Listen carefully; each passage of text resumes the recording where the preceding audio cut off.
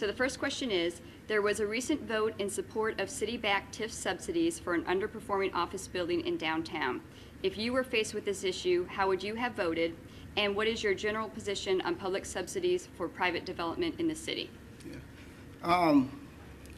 Unfortunately, any elected official that would tell you that you would never need public funding for private developments would be leading you astray.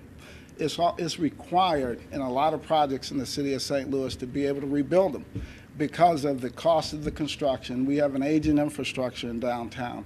And a lot of times in these projects, there is a gap, and a real gap in what it will cost to do the project and what the banks and everything will reasonably lend on that project.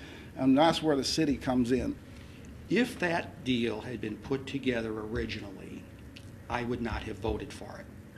We're talking about the St. Louis Center TIF with John Steffen.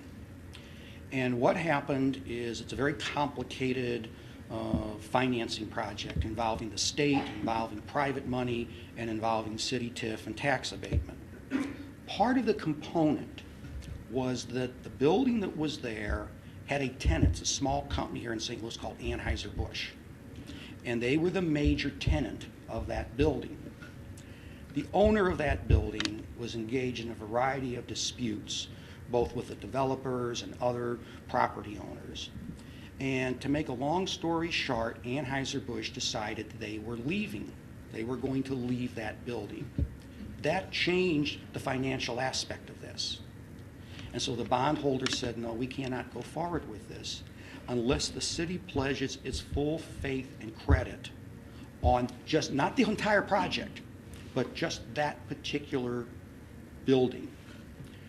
I did not feel comfortable doing it, but given the investment that had been made both in public funds from the state and private funds, I felt in this situation it was worth the risk. And I think there is a risk, but I think the risk is very limited.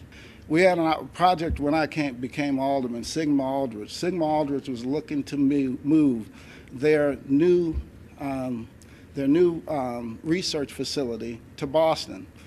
And one of the things I worked out with Sigma Aldrich was keeping that new research facility in the city of St. Louis.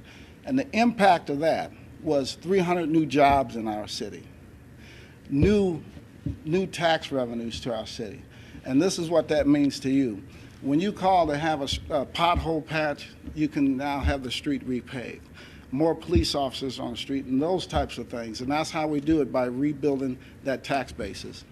In a city like St. Louis, which is an old Rust Belt city, okay, a city that has a lot of old cleaners, a lot of old filling stations, a lot of brown fields, it's very, very difficult to do economic development without some public subsidy.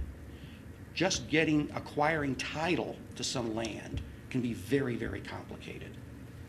I think what you'll see is, as economic development takes place, and right now, for the first time in over 40 years, we're building market rate housing in North St. Louis. I mean, think about that. Market rate housing in North St. Louis without a subsidy.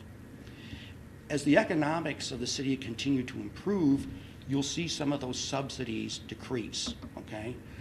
I am not, and again, that is a tool that is used in various circumstances. I think you'll see it decrease as the years go on, but I still would be committed to it, particularly in areas where it's very hard to attract development.